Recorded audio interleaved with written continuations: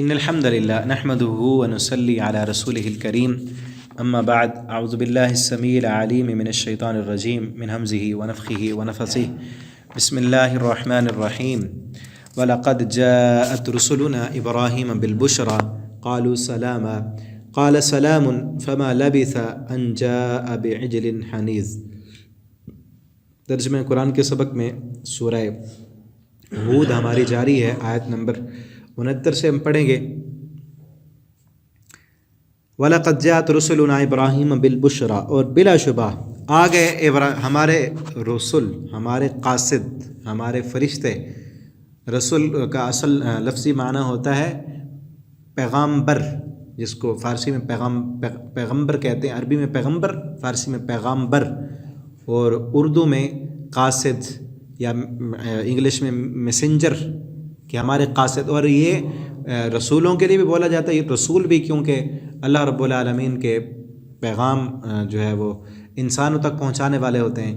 اور فرشتے کے لیے بھی جبریل امین یا اور فرشتے جو اللہ کے پیغام لے کر اللہ کے بندوں، اللہ کے رسولوں تک آتے ہیں۔ تو یہاں سے مراد ہے اللہ کے فرشتے۔ ہمارے فرشتے آئے ابراہیم علیہ السلام کے پاس بالبشرا، خوشخبری لے کر۔ قالوا سلاما، انہوں نے کہا سلامتی ہو آپ پر۔ یہاں نا اب جو واقعہ شروع ہو رہا ہے اس رکوع میں، وہ لوط علیہ السلام کی قوم کا تذکرہ ہے۔ لیکن لوط علیہ السلام کی قوم جو ہے وہ تبوک اور مکہ تبوک کے درمیان ہے ان کا جو علاقہ ہے، اور فرشتے آئے۔ ابراہیم علیہ السلام فلسطین میں رہتے تھے، تو وہ راستے میں تھے۔ پہلے ابراہیم علیہ السلام کے پاس آئے، ان کو ملے، ان کو بیٹے کی خوشخبری دی، اور پھر انہیں بتایا کہ ہم لوط علیہ السلام پر بھیجے گئے ہیں، آج کی رات اس بستی کو اللہ رب العالمین نے تباہ کر دینا ہے۔ ابراہیم علیہ السلام کے پاس آئے، ان کو جو ہے نا بیٹے کی خوشخبری دی، آ کر سلام کہا۔ قال سلام، ابراہیم علیہ السلام نے بھی ان کو سلام کا جواب دیا۔ فما لبث، پس نہ ٹھہرے وہ، ان جاء، یہ کہ لے آئے، بعجل حنیذ، بچھڑا بھنا ہوا۔ ابراہیم علیہ السلام جو ہے انہوں نے بچھڑا ذبح کیا فوراً، اس کو گوشت مہمان نوازی کے لیے، چونکہ ابراہیم علیہ السلام اللہ کے جلیل القدر پیغمبر بڑے مہمان نواز تھے۔ نبی کریم صلی اللہ علیہ وسلم فرماتے ہیں کان اول من ضیف ابراہیم، سب سے پہلے مہمان نواز ابراہیم علیہ السلام تھے۔ اس مہمان نوازی کا تقاضا، فرشتے آئے انسانی شکل میں، انسانی صورت میں، تو انہوں نے یہ نہ پتہ نہ چلا کہ فرشتے ہیں یا نہیں، کیونکہ عالم الغیب تو اللہ رب العالمین کی ذات ہے۔ ابراہیم علیہ السلام کو پتہ نہ چلا کہ یہ فرشتے ہیں۔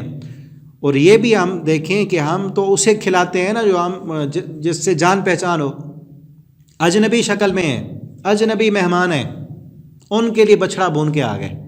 ہم تو جان پہچان والے مہمان سے بھی پوچھتے رہتے ہیں، ہاں بھی کچھ کھائیں گے، ٹھنڈا ہو گرم ہو فلاں ہے، اس سے بار بار پوچھیں گے، کھانے کا ٹائم ہو پھر بھی پوچھتے رہتے ہیں۔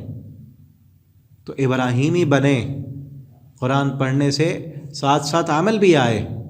کوئی بھی مہمان آئے جو میسر ہے اس کو لا کر دیں۔ مہمان اللہ کی رحمت ہوتا ہے، برکتیں اور رحمتیں اللہ تعالیٰ دیتے ہیں اس سے۔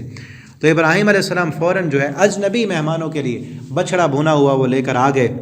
پھر وہ تو فرشتے تھے، فرشتے تو کھانے پینے سے پاک ہیں۔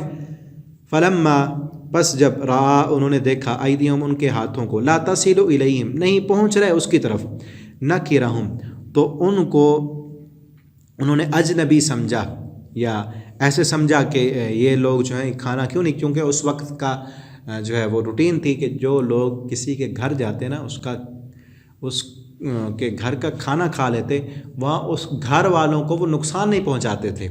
ابراہیم علیہ السلام نے دیکھا یہ کچھ نہیں کھا رہے تو مجھے نقصان نہ پہنچائیں، کیونکہ آج تو کھاتے بھی جہاں ہیں نقصان بھی انہی کا کرتے ہیں۔ اس وقت کیا تھا کہ جس گھر سے کھانا کھا لیتے اس گھر کے مالک کے ساتھ یا اس گھر کے ساتھ کبھی وہ برا نہیں سوچا کرتے تھے۔ اوجس منہم خیفہ، محسوس کیا ان سے ڈر۔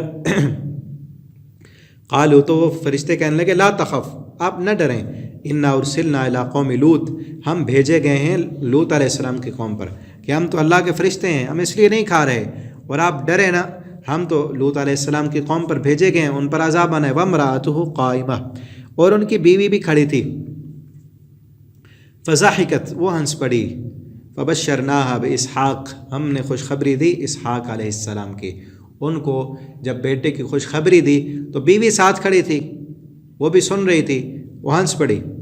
ومن وراء اسحاق یعقوب، اور اسحاق کے بعد یعقوب کے، اسحاق علیہ السلام ابراہیم علیہ السلام کے بیٹا اسحاق ہوں گے اور اسحاق کے بیٹے یعقوب علیہ السلام ہوں گے، اور یہ دونوں نبی، ابراہیم علیہ السلام بھی نبی، ان کے بیٹے سیدنا اسماعیل علیہ السلام بھی نبی، اور پھر اسحاق علیہ السلام وہ بھی نبی، آگے یعقوب اسحاق کے بیٹے یعقوب وہ بھی نبی، اللہ نے ان کی نسل میں نبوت کا سلسلہ باقی رکھا۔